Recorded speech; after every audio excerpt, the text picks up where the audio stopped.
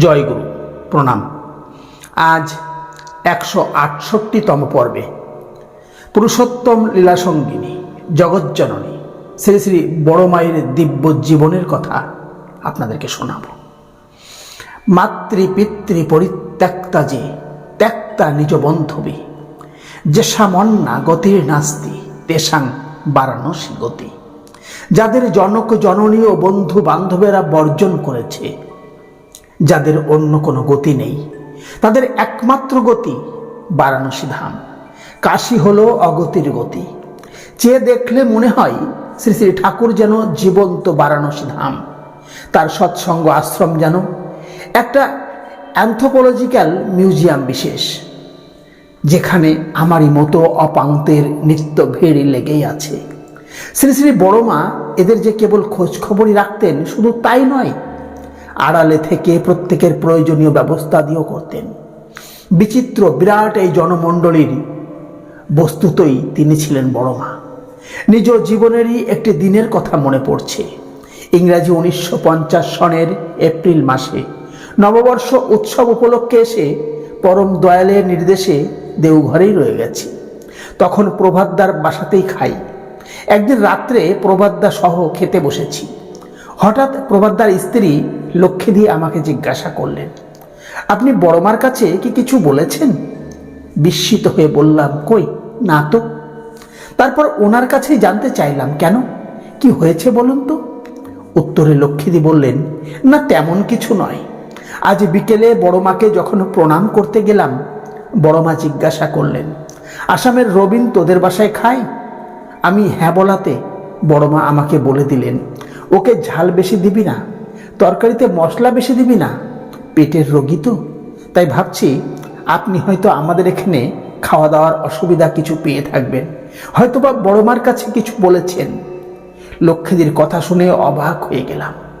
বড়মার কাছে কখনো কিছু বলা তো দূরের কথা, আমার তো ধারণা ছিল বড়মা আমাকে চেনেনই না, আর চেনারও তো কোনো কারণ নেই। আমার ভাব লক্ষ্য করে লক্ষ্মীদি অবশ্য বললেন, আপনি বিস্ময় বোধ করলেন? আপনারা তো বড়মাকে জানেন না। বড়মা আশ্রমের প্রতিটি বাড়ির প্রতিটি মানুষের খবর রাখেন। শুনি আর ভাবি, দয়ালের সমবিপরীত সত্তা বড়মা। আমাদের উপর সত্যই তার যে দয়ার অবধি নেই। পরম পুরুষের অঙ্গ জ্যোতি তিনি। পরম পিতার দরবারে আগত কত রিক্ত হৃদয়কে যে তিনি বিপুল দাক্ষিণ্যে ভরিয়ে দিয়েছেন কত ভাবে। দু একটা কাহিনী মনে পড়ছে। রঘুনাথদার স্ত্রী প্রতিমা রানী ভট্টাচার্য বড় ভক্তিমতী। পরম পিতা তাকে রূপ, গুণ ইত্যাদি অনেক কিছু দিয়েছেন, কিন্তু মনে বড় দুঃখ। বিবাহের পর কত কাল অতীত হয়ে গেছে, ভাগ্যে তার পুত্র মুখ দর্শন হয়নি। ডাক্তার বৈদ্য কনসাল্ট করা হলেও কিন্তু সবই বিফল। উপযুক্ত স্বামী লাভ করেও মা হতে না পারার বেদনা তাকে আকুল করে তুলল। তার বিশ্বাস বড়মা সাক্ষাৎ ভগবতী। বড়মা আশীর্বাদ করলেই তার সর্বার্থ সিদ্ধি হতে পারে। তাই সে বড়মার দুয়ারে এসে কেঁদে পড়ল। তার প্রার্থনায় প্রসন্ন হয়ে বড়মা বর দিলেন, যা পরের বার ছেলে কোলে করে আসবি। প্রতিমা রানী দুইটো ছেলের জননী হয়ে ধন্য হলো। শ্রীযুক্ত বিনয় শর্মাদা গভর্নমেন্টের একজন উচ্চ পদস্থ কর্মচারী। তার স্ত্রীও বিশেষ ভক্তিমতী। বিবাহের 14 বৎসর অতিক্রান্ত হয়ে গেছে, তারও রিক্ত হৃদয় হাহাকারে কেঁদে মরে। প্রতিমা রানীর মতোই তারও অবস্থা। তিনিও বড়মার দরবারে এসে আকুল প্রার্থনায় বর মঞ্জুর করে নিলেন। পুত্র মুখ দর্শনে তিনিও ধন্য হলেন। এ জাতীয় ভুরি ভুরি দৃষ্টান্ত অনেকেরই জানা আছে। ভক্তি ও বিশ্বাস বলে বড়মার বর লাভে অনেকেই সিদ্ধ মনোরথ হয়েছেন। দেবতীর্থে দ্বিজে মন্ত্রে দৈবজ্ঞে ভেষজে গুরু যাদৃশী ভাবনা যস্য সিদ্ধির ভবতি তাদৃশ্য। কথার মধ্যে যথেষ্ট সত্য নিহিত থাকলেও এও অতি নির্ঘাত সত্য যে, উদয় অতি যদি ভানু পশ্চিমে দিগভাগে, বিকশতি যদি পদ্মং পর্বতানাং শিখরাগ্রে, প্রচলিত যদি মেরু শীততাং যাবি বন্যিনাং, চলতি খলু বাক্যং সজ্জনাং কদাচিৎ। বড়মার শ্রীমুখ নিঃসৃত বাক্য কখনো নিষ্ফল বা বিফল হয়নি। অনেক দিন আগে এক বাদল বেলায় অভ্যাগতদের জন্য প্রকাণ্ড এক হাঁড়ি খিচুড়ি নিয়ে আসার সময় পিচ্ছিল উঠোনে পা পিছলে পড়ে গিয়ে বড় ব্যথা পেয়েছিলেন বড় মা।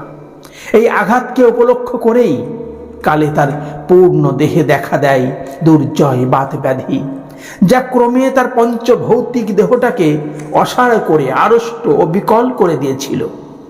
শেষকালে উত্থান শক্তি রহিত বড়মার বাকস্ফূর্তি অস্পষ্ট হয়ে এলো। ভিতরে কিন্তু স্মৃতি চেতনা তখন তার ছিল।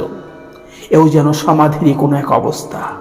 থেকে থেকে মনে হতো দেহ নিরপেক্ষভাবেই বুঝি বড়মা আমাদের এই মাটির পৃথিবীতে অবস্থান করছেন। মাত্র ইংরাজি 1968 সনের কথা। শ্রী শ্রী ঠাকুর আমাকে পাঠিয়ে দিলেন শ্রী শ্রী বড়মার কাছে কোন এক জটিল প্রাইভেট ব্যাপার সম্বন্ধে তার মতামত জানতে। ভাবলাম বড়মা কি আমার কথা শুনবেন? তার স্মৃতি কি এখনো সজাগ সক্রিয়? তিনি কি কিছু বলতে পারবেন? দ্বিধা ভরা চিত্তে তার কাছে গিয়ে সবই নিবেদন করলাম। দেখলাম বড়মার অতি উজ্জ্বল স্মৃতি, অপূর্ব সমাধান। ধীর কণ্ঠে সংক্ষেপে সমস্তই বলে দিলেন। অথচ বাইরে থেকে দেখলে মনে হতো বুঝিবা এ ঘুমন্ত সত্তা বহির্জগতে সারা ও সংঘাতে নিথর নীরব। জয়গুরু। আজ এই পর্যন্তই। সকলে ভালো থাকুন, সুস্থ থাকুন, আনন্দে থাকুন, আর চ্যানেলটিকে সাবস্ক্রাইব করে সঙ্গে থাকুন।